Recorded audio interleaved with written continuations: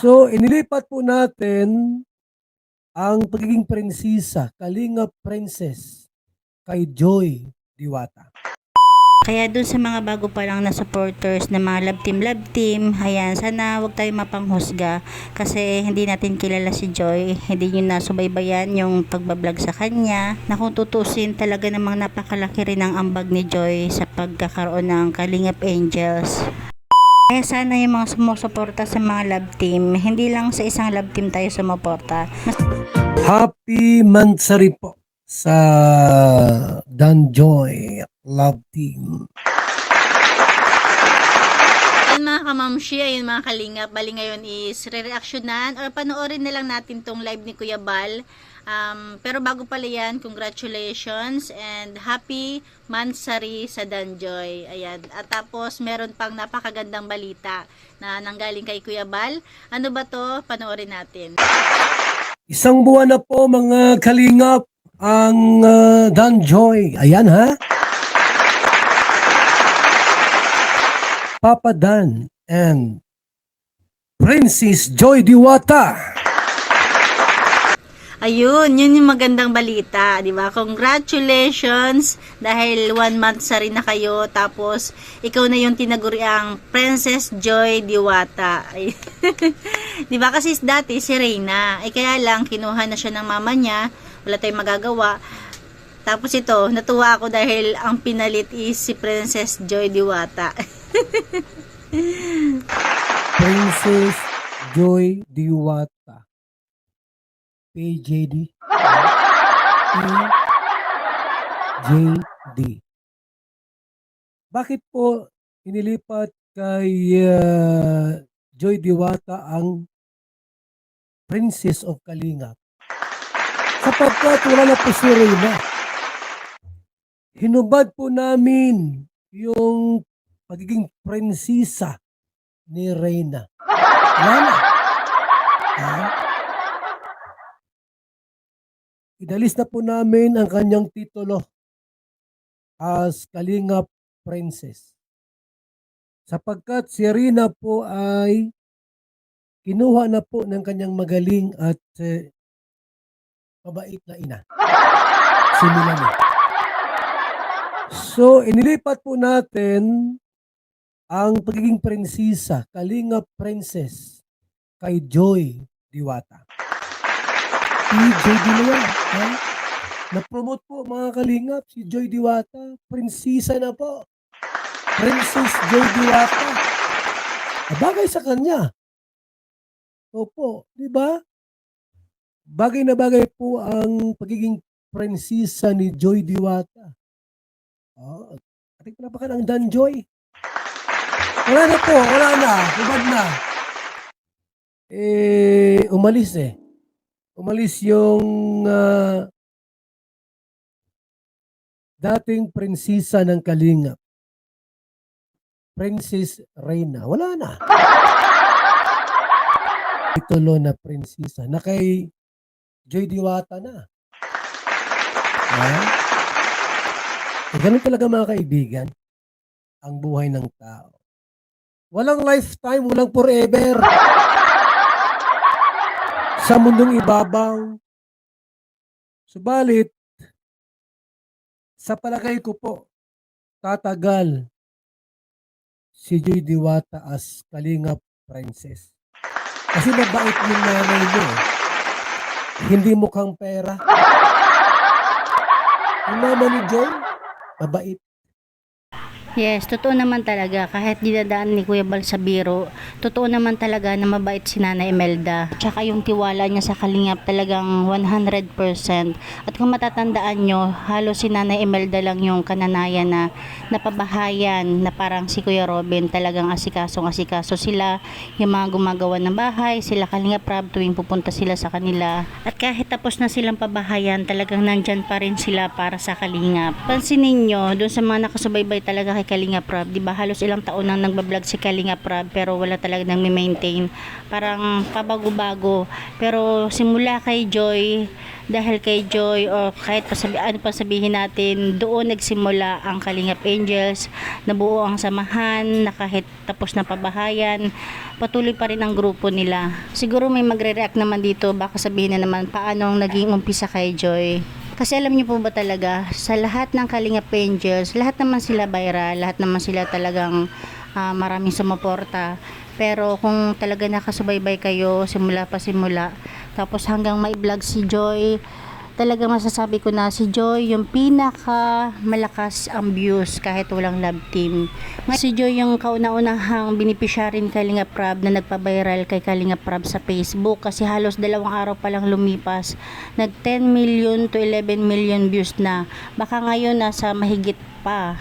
At kaya ko naman nasabi na kung tutuusin, kay Joy talaga nag-umpisa, kaya nagkaroon ng Kalingap Angels. Ganito kasi yun, 'di ba? Si Rachel tapos ng pabahayan, si E binablog, tapos dumating si Joy, si Dara, ayun.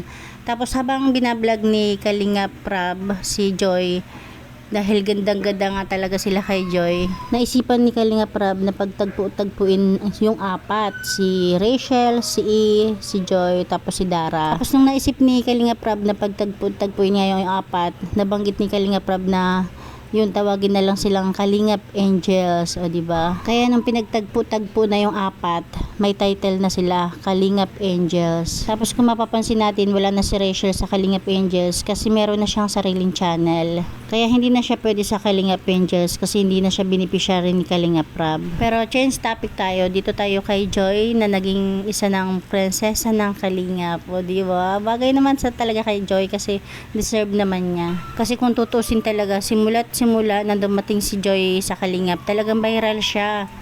Medyo hindi siya nawala, as in hindi, kahit nga nung nabash siya talagang maingay pa rin yung pangalan niya. Yun nga lang, may halong pambabash na. Tapos ngayon muli na namang bumabalik. Kaya 'di ba, kung tutusin, hindi talaga nalaos si Joy, na katulad ng mga sinasabi ng basher na laos daw. Kahit kailan hindi nalaos si Joy, kasi nung kasagsagan na naglaylo siya dahil nababa siya, 'di ba, maingay pa rin yung pangalan niya. Kaya ang pagkakaroon ng Kalingap Angels na grupo ay talaga namang napakalaking tulong ito sa mga beneficiary.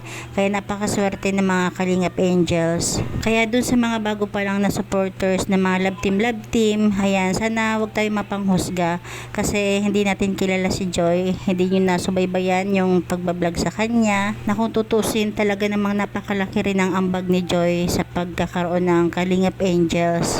Doon sa mga Maki Jom Carl, Edsy, Cedros, o kung ano pa mang love team, ay sana supportahan natin lahat ng Kalingap Angels. Huwag tayong maging panghusga dahil lang sa mga ngiti ni Joy.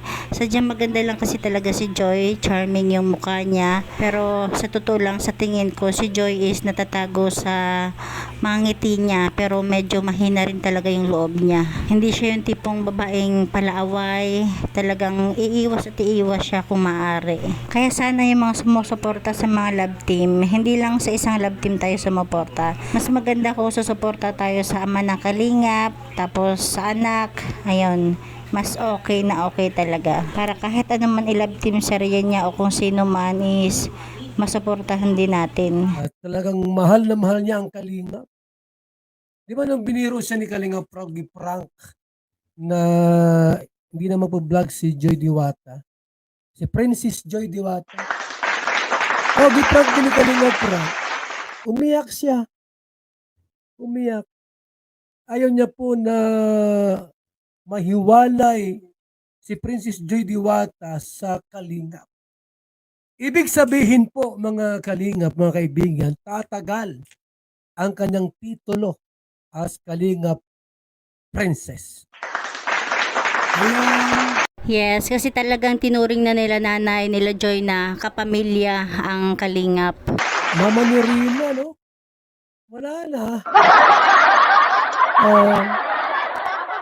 Nasaan na? Nasaan ang liwanag nito ng aking buhay? Kawawa naman yung bata. hinubaran po at nawala sa kanya ang pagiging Kalinga Princess. Mga kaibigan, sayang. Oho. Di bali na. Ha? Andiyan na po si Princess Joy Diwata. Naku, pag princess ka, ikaw ang immunity niyan. Princess ka, may immunity yan sa lahat ng mga angels. Special kaya ang princess, mga kaibigan. Isipin mo mga kalingap. Princess Joy Diwata. Mga kaibigan, 1 month ang Danjoy. Lalong lumalakas at tumitibay.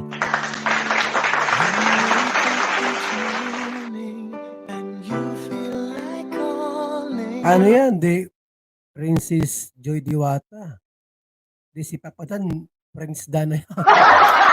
Prince Dan na pala. Prince Dan. Ha?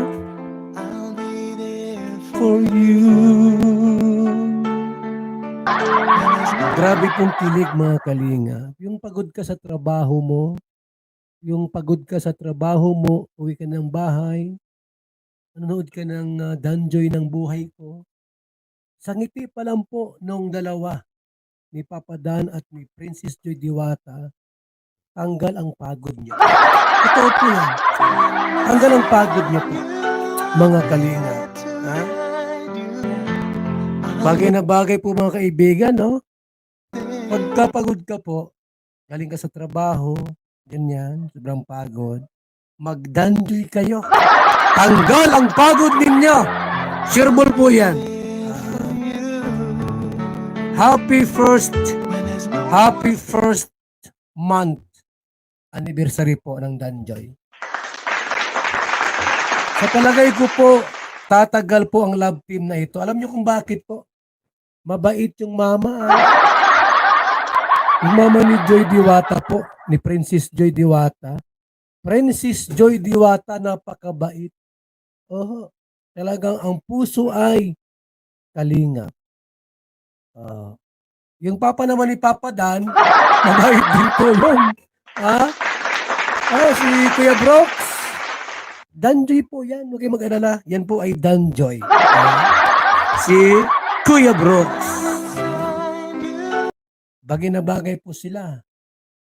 Kasi nga po parehas maganda at gwapo. Parehas maganda at gwapo po itong silang dalawa.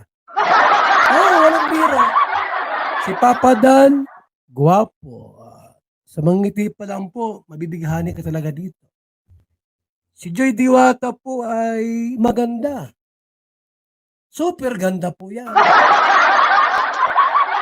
Alam mo ba, kaya nga ginawang Princess Joy Diwata at talagang maganda po.